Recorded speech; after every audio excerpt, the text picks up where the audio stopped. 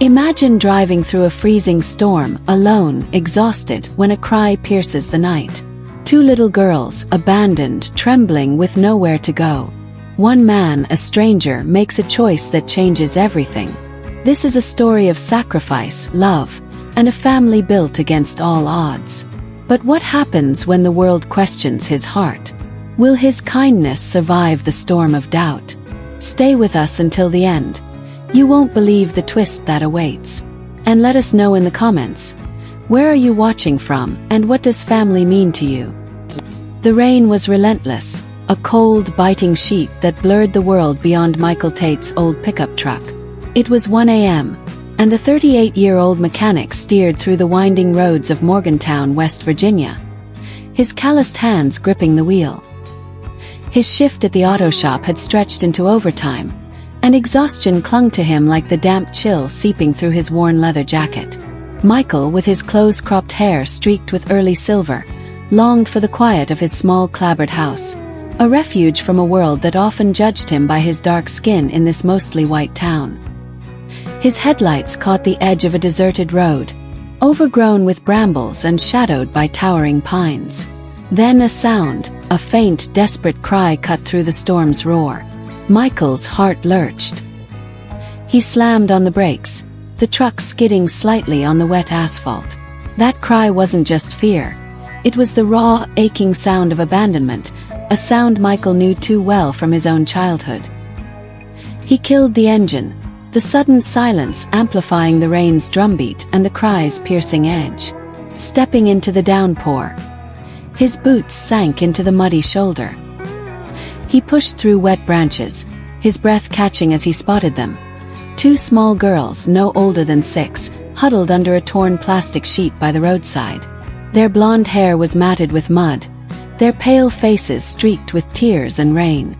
Thin dresses clung to their shivering bodies, and their tiny sneakers, frayed and soaked, revealed toes blue with cold.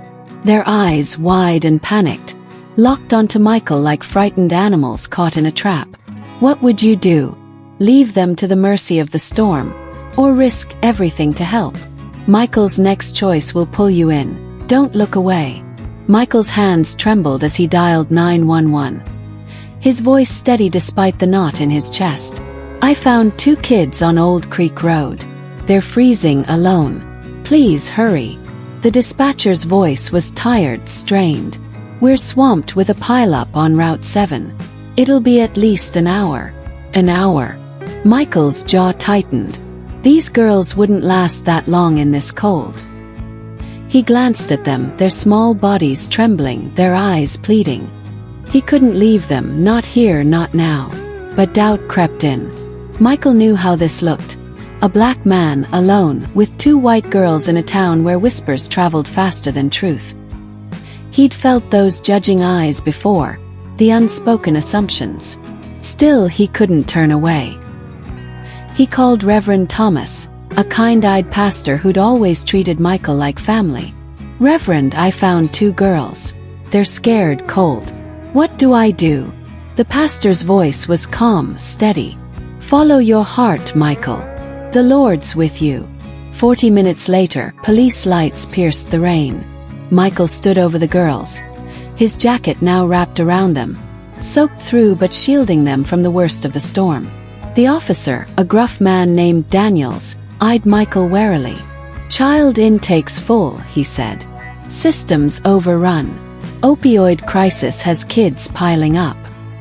He paused, glancing at the girls, then back at Michael. You willing to take them tonight? CPS will check in tomorrow. Michael nodded, his heart pounding. He didn't know what he was signing up for, but he knew he couldn't say no. One night. That's all he thought it would be. But what happens when one night turns into a lifetime? Stick with us. This story's about to twist your heart. The next morning, a gray sedan pulled up to Michael's weathered house. Clara Evans, a CPS worker with tired eyes and a clipboard, stepped inside. The house was modest but tidy, the wooden floors polished despite their age, the roof sagging but sturdy. Clara's gaze lingered on Michael, taking in his work boots, his grease-stained hands. You live alone, Mr. Tate. she asked. "Yes, ma'am," Michael said, his voice low. He told her his story. Orphaned at 9, raised in foster homes, now a mechanic scraping by. Clara's pen scratched across her notepad. The girls, Lily and Sophie, lost their parents in a crash last night. Opioids in their system. They left the girls at an old bus stop, probably thinking it was safer, before they wrecked on the highway. Her voice softened. They're traumatized. They don't understand death, but they know their parents aren't coming back.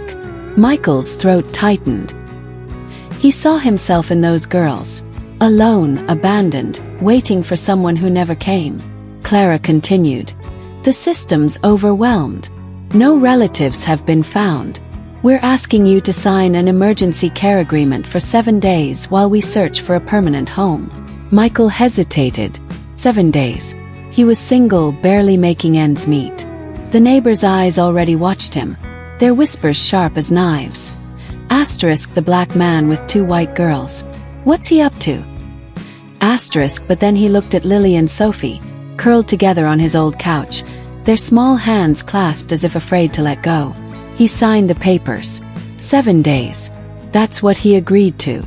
But what happens when those days stretch into weeks, and the world starts to push back? You won't believe what's coming next. The first morning, sunlight filtered through Michael's kitchen window, warming the chipped table where he set out bowls of oatmeal. Lily, the quieter of the two, watched him with wide blue eyes. Sophie, bolder, slid a spoon across the table to him, her small fingers trembling. "For you," she whispered, her voice barely audible. Michael's chest tightened, a spark of trust in her gaze, fragile but real. That night, Sophie woke screaming, her cries echoing through the house. Michael stumbled to their room, finding her thrashing, calling for her mother. Lily clung to her sister, tears streaming down her face. Michael sat on the floor, his deep voice soft as he spoke. "It's okay, little ones. I'm here." He didn't know what to do, but he stayed, humming an old hymn his grandmother once sang. Slowly, their sobs quieted. Michael called his boss, Frank, the next day.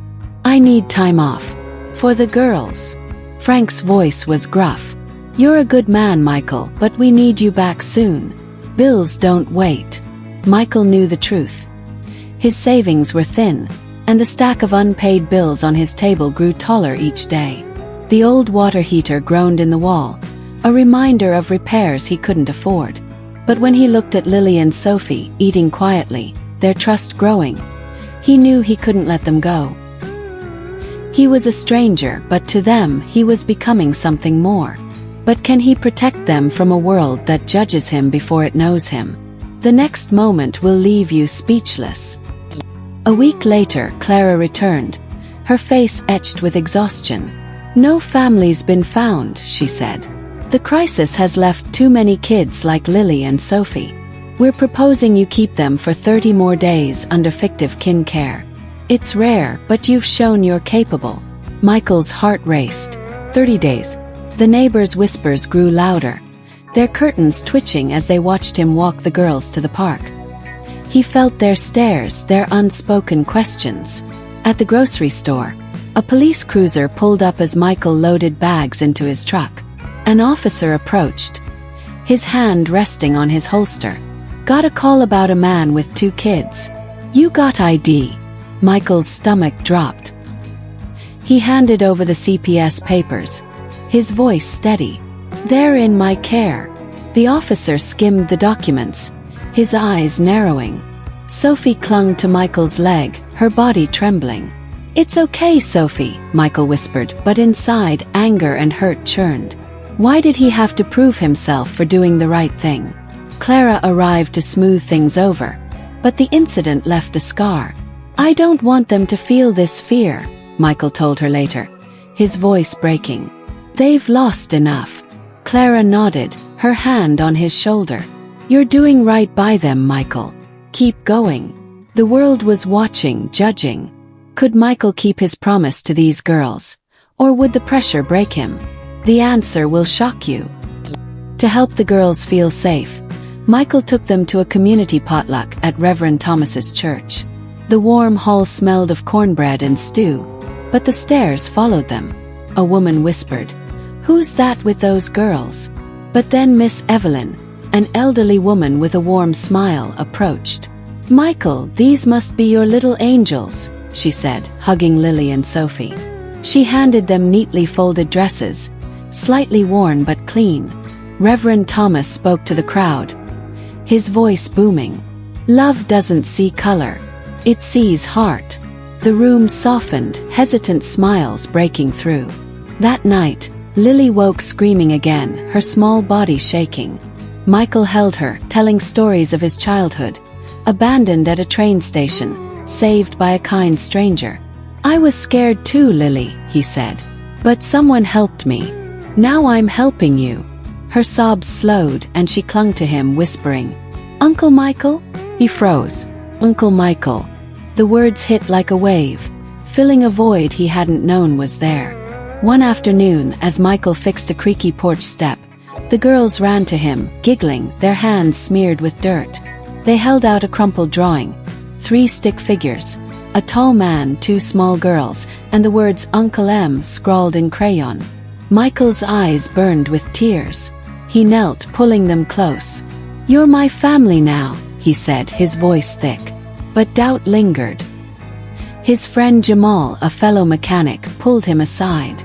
"Michael, you're not their dad. The system's tough, and this town's tougher. You sure you can handle this?" Michael didn't answer, but that night, staring at the drawing, he knew he couldn't let go. A family was forming, but the fight was far from over. What happens when the system demands more than Michael can give? The next twist will leave you in tears. Clara called weeks later, her voice tense. "Michael, the guardianship process is starting. It's intense. Financial reviews, psych evaluations, neighbor interviews. They'll ask why a single man wants to raise 2 girls who aren't his." Michael felt the weight of it all. Bills piled higher, his job uncertain. One night, Sophie spiked a fever, her cries echoing through the house. At the hospital, a nurse questioned his guardianship papers, her eyes lingering on his worn clothes, then Sophie's blonde hair. Michael stayed calm, but inside he raged. Why did he have to prove his heart? The doctor, a kind man with tired eyes, approached. "She'll be fine, Dad," he said. Michael froze. The word settled into him, solid and real. He nodded, tears threatening to spill. Months later, at a community event, Michael stood at a podium, his voice shaky. "I was a kid no one wanted," he said. "I couldn't let Lily and Sophie feel that." The crowd was silent, then erupted in applause. A neighbor, once suspicious, approached after. "You're a good man, Michael," she said, her eyes soft. But the fight wasn't over. Clara warned that the court process could take a year. Michael's savings dwindled, and the auto shop let him go. One night, alone on his porch, he broke down, the weight of it all crushing him. Then a knock. Miss Evelyn stood there with a casserole. "You're not alone, Michael," she said. "We're your family too." Just when he thought he'd lost everything, the community stepped in. But will it be enough to keep his family together? The final twist will change everything. 15 years later, Charleston's community center glowed under stage lights. 2 young women, Lily and Sophie, now 21, stepped forward. Lily, a teacher with a gentle smile, spoke first. "Uncle Michael didn't just save us. He gave us a home, a purpose." Sophie, a nurse with fierce eyes, added, "Today we're launching the Michael Tate Scholarship for orphan kids in West Virginia. Because family isn't blood, it's love." The crowd roared, and Michael, now 53, his hair fully gray, sat in the front row, tears streaming. He'd faced suspicion, hardship, and doubt, but he'd built a family. Years later, Michael sat on his porch, now weathered but still standing. A car pulled up, and Lily and Sophie emerged with their own children, who ran to him shouting, "Grandpa!" They sat together, laughing, as the Appalachian sunset painted the sky. Michael opened an old box, pulling out the crayon drawing from years ago. "I gave up a lot," he said, his voice soft. "But I gained everything.